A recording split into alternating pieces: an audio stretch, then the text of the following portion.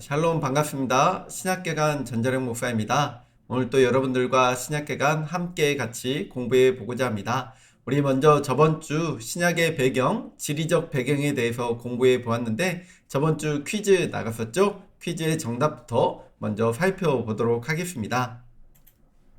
우리 총 90명이 이렇게 응답해 주셨고요. 본인 이름이 이렇게 쭉 나오는 것을 볼 수가 있습니다. 여기 중복되신 분도 있는데 그래도 많이들 내주셨는데 아직까지 퀴즈 풀지 않으신 분들은 이렇게 꼭 퀴즈 풀어주셔야지 출석으로 인정되니 출석 체크 잘 해주시면 감사하겠습니다. 우리 첫 번째 문제였지요. 갈릴리 지역에 위치하며 이스라엘에서 가장 높은 산의 이름은 높은 산의 이름이 무엇입니까?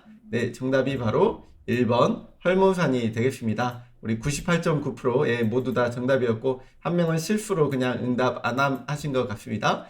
지도를 보시면 여기가 이렇게 헐몬산이지요. 헐몬산에서 이렇게 갈릴리 호수를 거쳐 사해 바다까지 이루어지는 것을 볼 수가 있습니다. 2번 문제이지요. 이스라엘의 네 지역 중 가운데 빈칸의 지역을 적어주세요. 문제가 갈릴리, 사마리아, 그리고 과로가 이렇게 있고요.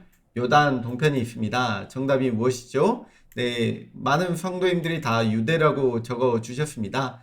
정답은 바로 유대입니다. 갈릴리, 사마리아, 그리고 여기 밑에가 유대에 있죠. 그리고 이쪽 요단 동편이라고 말씀을 드렸습니다. 그래서 정답은 유대가 되겠습니다. 세 번째, 갈릴리 호수에서 흘러나와 요단강이 광야를 적시고 도착한 바다는 조금 전에 지도 보았죠. 정답은 1에 2에 3에 4에 정답은 4번 사해가 되겠습니다. 우리 다시 한번 지도를 보시면 이렇게 헐몬산에서 요단강으로 이렇게 쭉 흘러서 갈릴리 호수를 지나서 다시 요단강이 되어서 사해 바다가 된 이 모습을 볼 수가 있습니다. 이 지도를 꼭 머릿속에 기억하시고 또 성경을 읽으시면 많은 도움이 되실 것 같습니다. 이렇게 퀴즈 잘 풀어주셔서 감사드리고요. 오늘 세 번째 시간 사회, 경제, 문화적 배경에 대해서 같이 공부해 보고자 합니다. 여러분, 이런 말이 있습니다. 역사를 잊은 민족에겐 미래는 없다. 우리는 이스라엘 역사를 지금 공부하고 있는 중입니다. 사실 한국 역사도 잘 모르지만 그럼에도 이렇게 목사가 되어서 이스라엘 역사를 공부하고 있는데 나름 재미있는 것 같습니다. 우리 이스라엘 역사 간단하게 제가 한번 살펴보도록 하겠습니다.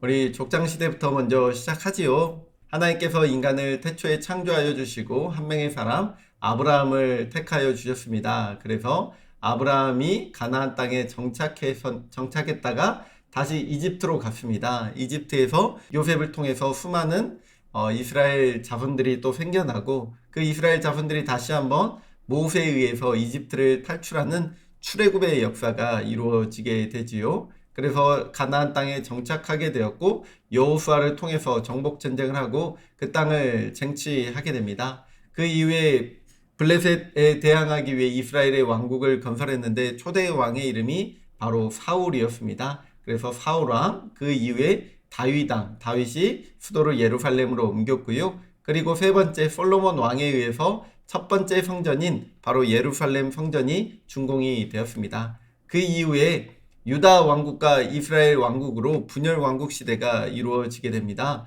그래서 북이스라엘은 BC 722년에 아수르에 의해 멸망당하게 되었고 남유다는 BC 586년에 바벨론에 의해 멸망당하게 되었습니다. 그 이후에 이제 BC 332년에 알렉산더 대왕에게 그 나라를 다 정복해서 그리스 헬라 시대가 도래하게 되었는데 거기에서 이제 마카비라는 사람이 이제 반란을 일으켜서 당분간 한 100년 정도 마카비의 독립시대가 열리게 됩니다. 그 시대가 바로 하스몬 왕조였습니다. 그러나 얼마 되지 못하여 다시 한번 로마 장군 폼페이우스에게 예루살렘이 점령당하게 되었고 다시 한번 예수님 시대는 로마 시대라고 보면 되겠습니다. 그래서 로마 제국이 유대의 왕으로 임명한 헤롯이 통치하고 있던 그 시대가 바로 우리가 보았던 유대 초기 이스라엘의 역사를 이야기할 수가 있겠습니다. 그래서 1세기 유대 공동체는 어떤 상황 가운데 있었냐? 1세기 유대 공동체는 매우 가로의 정답은 무엇일까요?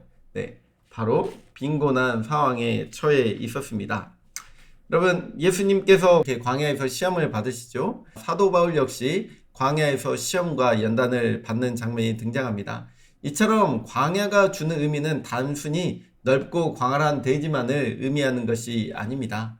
광야는 풀 한 포기조차 자라기 어려운 돌과 바위, 거친 절벽, 그리고 모래 사막으로 이루어진 그야말로 사람이 살기 어려운 장소를 광야라고 합니다. 예수님께서 이렇게 마귀에게 시험을 받으실 때 마귀를 말씀으로 물리친 장면을 볼 수가 있습니다. 여기가 아까 그 사해 바다 왼쪽에 이쪽에 이제 유대의 지방인데요. 이 유대의 지방이 이렇게 광야가 접해 있고 아주 살기가 좀 어려운 지역이었다고 볼 수가 있겠습니다. 그래서 이런 상황 가운데 우리가 유대의 광야를 한번 동영상으로 잠깐 살펴보도록 하겠습니다. 네, 성지가 좋다라는 프로그램에서 이렇게 유대의 광야를 보여준 모습이 있는데요. 드론으로 촬영한 것 같습니다. 정말 광야스럽지 않습니까? 여기에서 예수님께서 마귀에게 시험을 받으셨고 또 다윗도 여기에서 광야 생활을 했음을 성경이 기록하고 있습니다. 이렇듯 유대 지형의 절대 다수는 광야와 산지로 이루어져 있으며 비교적 비옥한 지역이라 할지라도 대규모 농사보다는 가축을 키우며 목양을 하는 상황이었습니다. 두 번째, 이스라엘의 사회는 종교 중심의 사회임을 볼 수가 있습니다. 이스라엘은 권력과 부가 과로의 정답은 무엇일까요? 네, 종교적 질서에 의해 분배되어지는 종교 중심의 사회였습니다.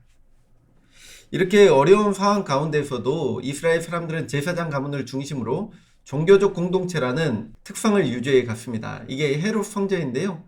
헤롯 성전이 건축된 예루살렘을 중심으로 수많은 유대의 디아스포라 순례가 이어졌고 이들로 인해 예루살렘은 독특한 부를 축적할 수가 있었습니다.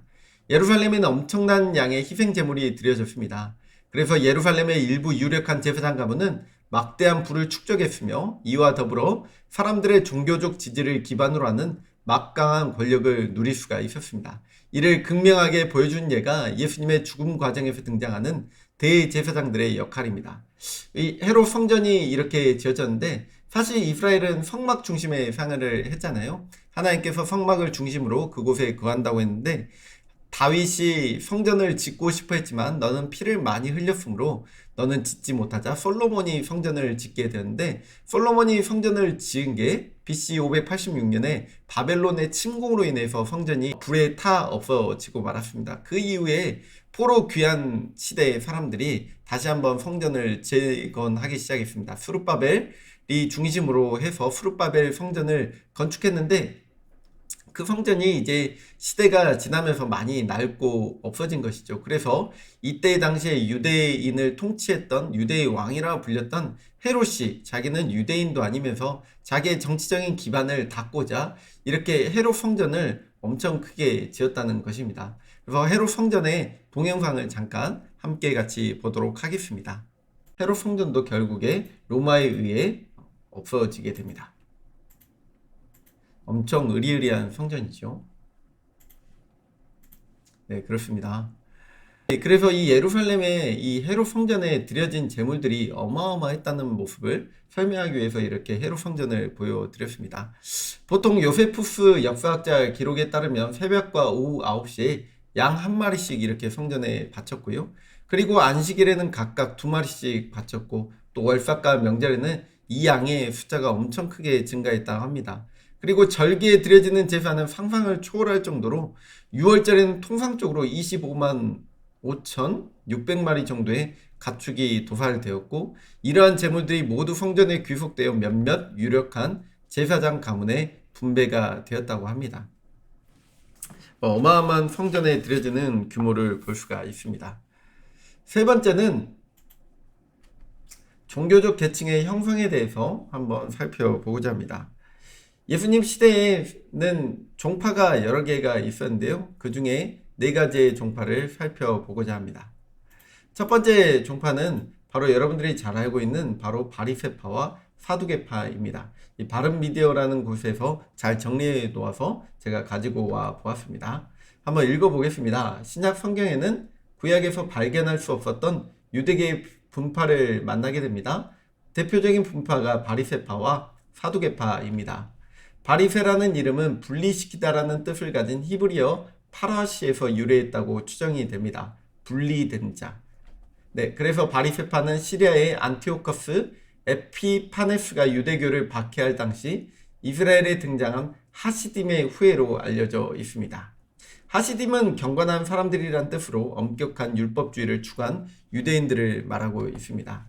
샴마이, 힐레, 가말리엘 등 최소 3개의 학파의 약 6,000명 정도가 헤롯 왕이 유대인의 왕으로 당시에 활동했으며 단순 회원부터 가장 높은 하시드까지 다양한 등급이 바리새파 안에서도 존재했다는 것을 볼 수가 있습니다.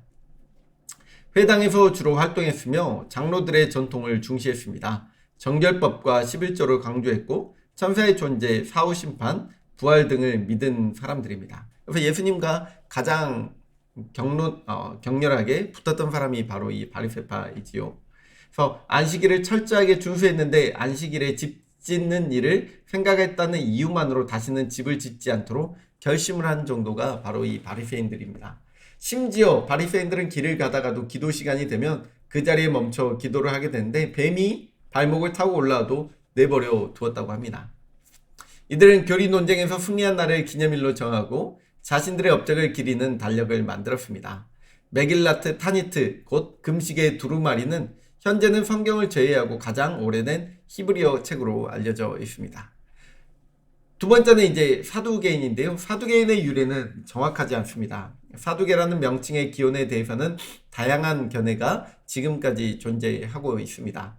사두개는 주로 부유한 제사장 가문 혹은 귀족 계급에 속한 사람들로 알려져 있습니다. 로마가 유대를 합병시켰을 때 대제사장은 유대인의 공식적인 대표자로 간주되었기 때문에 사두개인들은 항상 지배계급에 머물렀습니다. 대제사장은 항상 사두개인이었으며 이는 상당한 영향력을 행사했다는 것을 의미하고 있습니다. 사두개인은 바리새인이 믿는 교리를 배척했습니다. 즉 천사의 영의 존재를 부정했고 사후 심판과 부활을 믿지 않는 존재가 바로 사두개인이었습니다. 사두개인은 AD 70년 예루살렘 성전의 파괴와 함께 역사에서 사라지게 됩니다. 여기서 다 사라지게 되는데요. 바리새파만 남고 나머지 3개의 종파는 다 사라지게 됩니다. 세 번째 볼 종파가 바로 에세네파입니다. 그리고 네 번째가 셀로 땅이라고 하는 열심당에 대해서 간단하게 살펴보도록 하겠습니다. 이 바리새파와 사두개파와 구별되는 또 하나의 유대교 분파가 예세네파였습니다. 신약 성경에 직접 언급되지는 않습니다. 그러나 이들은 AD 70년에 예루살렘이 멸망하기까지 유대의 공동체에서 활발하게 활동을 한 존재들이었습니다. 예센, 경건하다라는 의미의 아람어와 연관짓거나 또 치유자라는 의미로 보는 등 통일된 견해는 존재하지 않습니다. 기호는 더욱더 알기가 어렵습니다. 고대의 저자들은 에세네파의 형성 과정보다는 이미 존재하는 집단으로 기록하는 경우가 많이 있습니다. 하시딤의 후예라는 일반적인 견해도 그대로 수용하기는 힘들다고 합니다. 이들은 노예를 몰랐고 맹세하는 것을 피했으며 동물 희생은 거절했습니다. 안식일을 엄격하게 준수하고 사유재산을 거절했습니다. 에세네파에 들어가기 원하면 곡괭이와 앞치마, 흰옷을 받았습니다. 1년의 견습기간이 지나면 목욕을 할 수 있었고 2년이 지나면 공동의 식사에 참여하도록 허락을 받았습니다. 대부분 독신 생활을 했는데 경우에 따라 혼인을 허락하기도 했습니다. 그만큼 이렇게 경건 생활에 앞장섰던 분파가 바로 에세네파였습니다. 에세네파는 4,000명을 넘은 적이 없으며 다수의 분파를 낳았다고 합니다. 바티킨, 토블 샤흐리트, 케알리 카디샤, 바나임. 좀 어려운데 굳이 알 필요는 없습니다.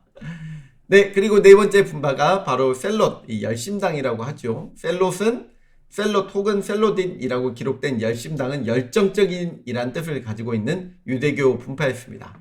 12사도 중 시몬이 이 분파에 속해 있었습니다.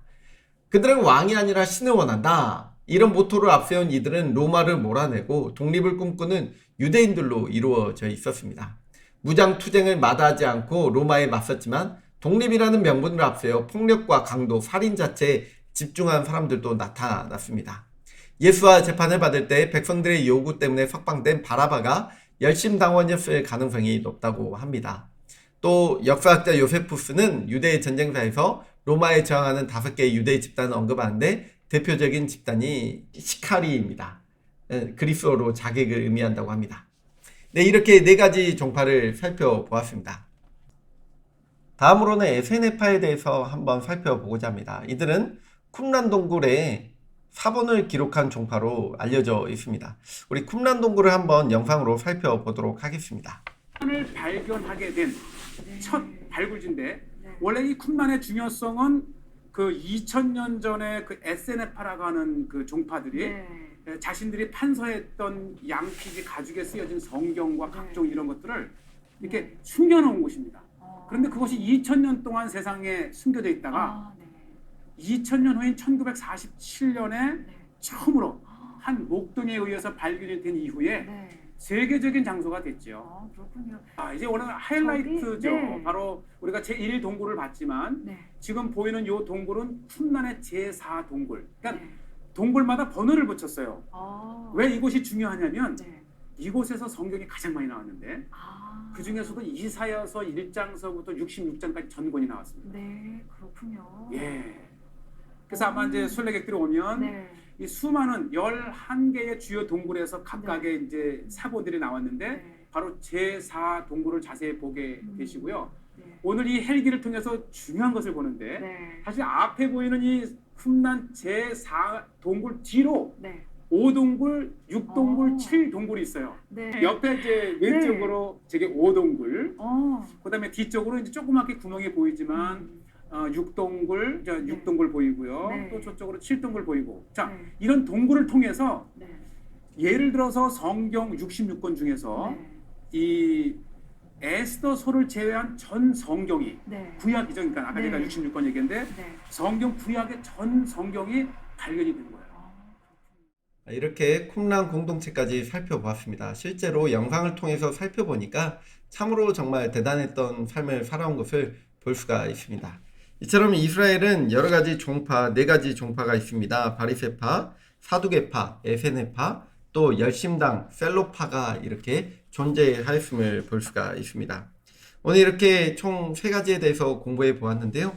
첫 번째, 유대 공동체는 매우 빈곤한 상황에 놓여졌으며 또 이스라엘은 권력과 부가 종교적 질서에 의해 분배되는 종교 중심의 사회임을 보았습니다. 그래서 성경 중심의 삶을 살펴보았고요. 그리고 또 종교적 계층이 어떻게 형성되는지 4가지 분파가 있음을 오늘은 살펴보았습니다. 이렇게 오늘은 사회, 경제, 문화적 배경에 대해서 살펴보았는데요.